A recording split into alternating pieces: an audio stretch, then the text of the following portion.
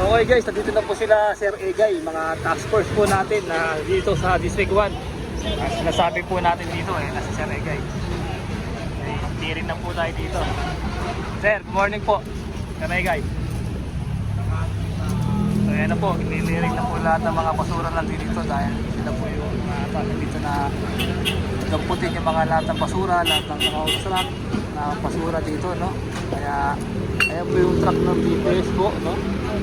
Ng GPS Shockman malaki, tapos mayroon din pong maliit na GPS din po. So, lahat po ng mga ISR po pinapadampot din siya Egay dito yung mga basura, lahat ng mga di magandang tignan, no? So yan po.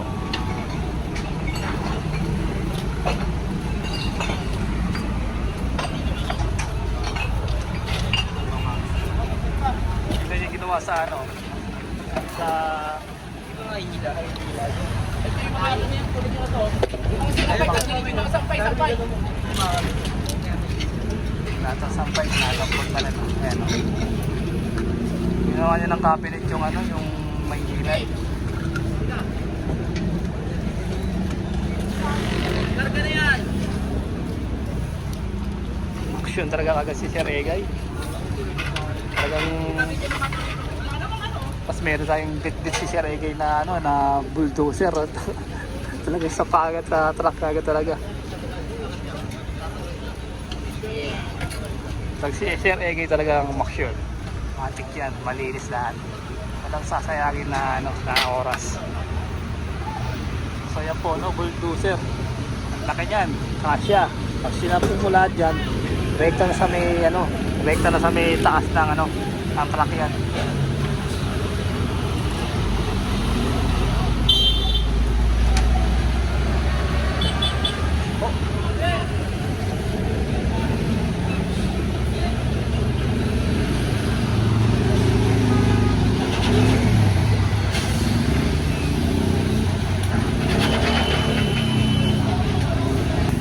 Linis ka agad, nawala agad yung mga kalat-kalat dito. Yung ganito kasi nilagyan nila kasi ng ng mga parang cabinet ng cabinet ng mga damit, mga basura. Ayan po, isang mabilis na action lang, no? Ay, hindi paggalaw-galaw ng mga tao ni Sir Egay na nakakahawa sa kasipagan. Ayan po, dadiretso na po nila Sir Egay lahat ng District 1. Nag-start po sila dito sa Kapulong. Tignan nyo yung Kapulong, napakaluwag ng big na to. Tignan nyo naman po, dahil nila napatino yung Kapulong. Araw-araw po nila nililinis yan. Araw-araw po nila clearing. Ayan po, Ayan po, iikutin po nila itong kahabaan po ng Arten. Lahat po ng mga pasaway dyan. Lahat po ng mga kukunin po nila, mga tambak, mga obstruction na rin, kukunin na rin sila sa area. Ayan guys, tignan ito itong junction dito. Sumusunod na po sila, hindi na sila yung nasa gilid, gitna, nasa gilid na lang po sila. Maayos na po yung kanilang pakikihanap buhay. Hindi na po yung tulad dati na hanggang dito umaabot sila, Ngayon tignan nyo, nasa biro sila ng ating mga kawani, ng gobyerno ng Maynila na gumilid kayo para hindi kayo nasisita, hindi kayo na napapahamak sa negosyo nyo, yung hanap buhay nyo, ayusin nyo, para hindi kayo napeperwisyo. Ang tama yung ganyan, parang gilid lang kayo, binigyan kayo isang gilid lang para hindi napeperwisyo yung mga motorista na dumadaan. Tulad niya, maluwag po, di ba? Ang mga pasaway lang dito, yung mga yan, ito, mga to. Pero pag dadaan ng clearing yan, mathematic yan, masasabihin yung mga yan. Yan lang guys, gilid lang kayo. Tama yan. Huwag yung tigas ulo. Tapos guys, ito pa, meron tayong nakaktuwa na may basura na naman po sa may gilid, pero to the rescue po yung ating mga Junel para akutin po yung mga basura na sa gilid po sa Center Island. Yan po. To the rescue po yung ating mga Junel na akutin na po yung mga basura dun.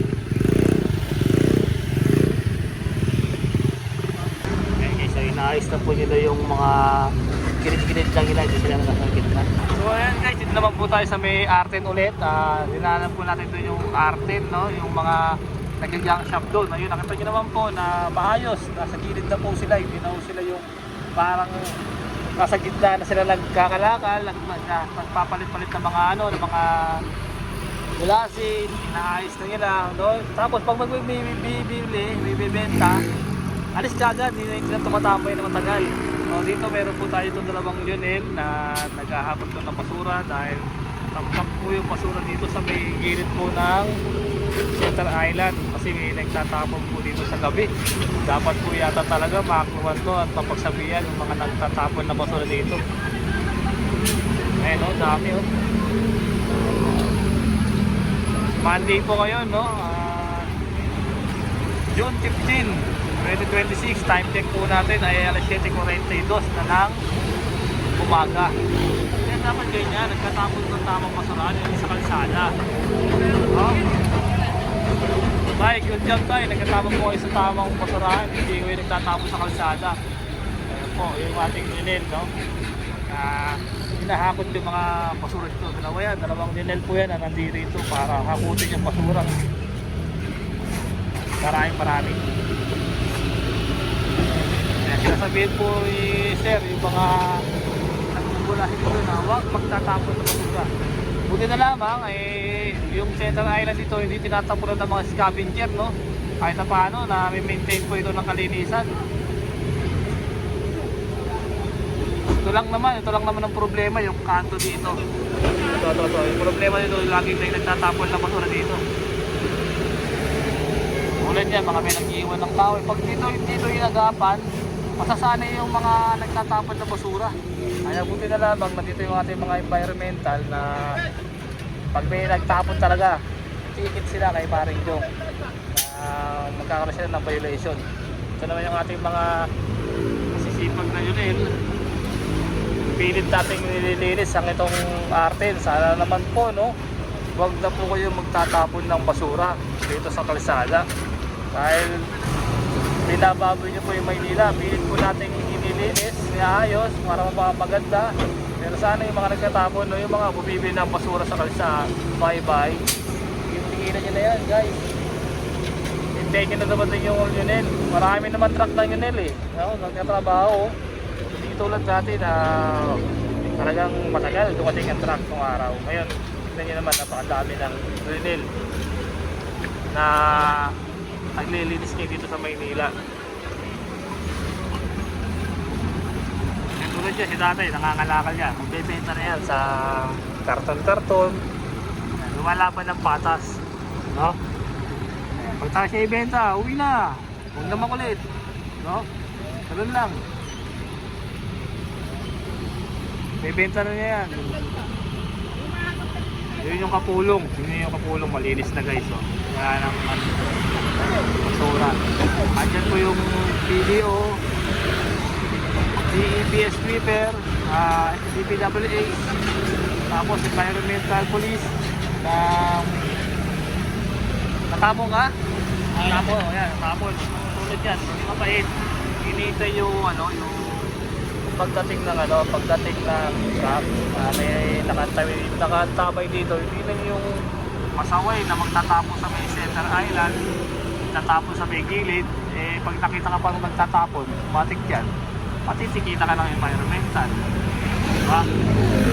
Dapat ganyan, nagtatapon na tama, tulong-tulong, paglilinis, alam mo?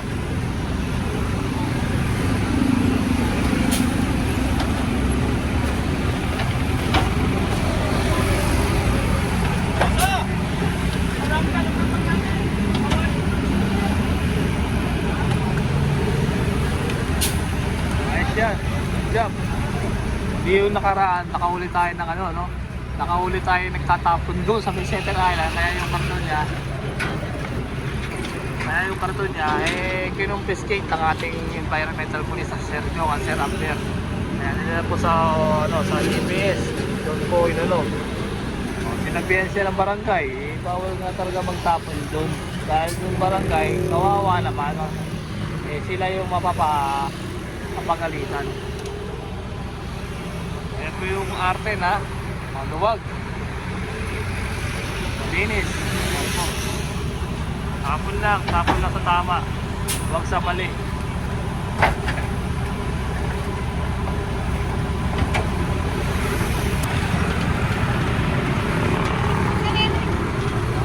Tapos sa tama, basurahan, mga ganyan sa mga barangay siguro ng mga to kasi may logo ng barangay eh. Siguro siya ay street sweeper ng barangay. Kaya yan, tama yan, katapos sa tama. Sa tamang tapunan.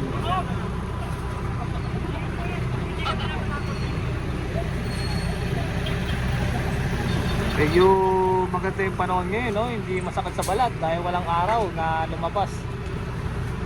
Ganda ng panahon. 7:40, kali ano pa rin to. Maganda pa yung panahon ngayon.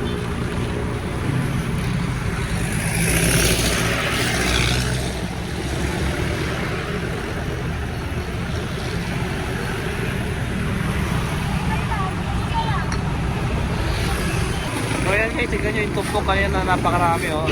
So yung nag-list lang ng ating mga linen na mga sisipag na hango din itong basura. Meron silang pala, meron silang banig para mabilis na putin yung basura, no? Tapos mawalisin na yan para hindi nyo na iwan na marami. Ganyan sila kalupit, magli basura. So yung kanina, yung sa may ano, no, junk shop, nakita nyo yung mga hili-hilera nila sa may bangketa na lang sila, hindi na sila yung sabog-sabog sa paglilinis, sa pagkakalat ng basura. Kasi kapag nasa gitna sila, inagaya sila ng ano, ng mga nagbubulasi. Siyempre, nakita yun na sabog-sabog sila sa ano, sa basura ay sa mga kalakal nila, eh gagayahin sila. Eh sinabihan sila ng ating ano, sinabihan sila ng ating mga kapulisan, si Sir Buhawi ng Maynila, na warning kapag hindi nais yan, eh masasaraduhan yung kanilang hanap buhay. O kaya inais na po nila. Hindi na sila nagpasaway, no? Kumbaga, hindi na nila hinintay na mangyari yun dahil sila rin mapintuan. Kaya ginawa nila, nakinig talaga sila, no?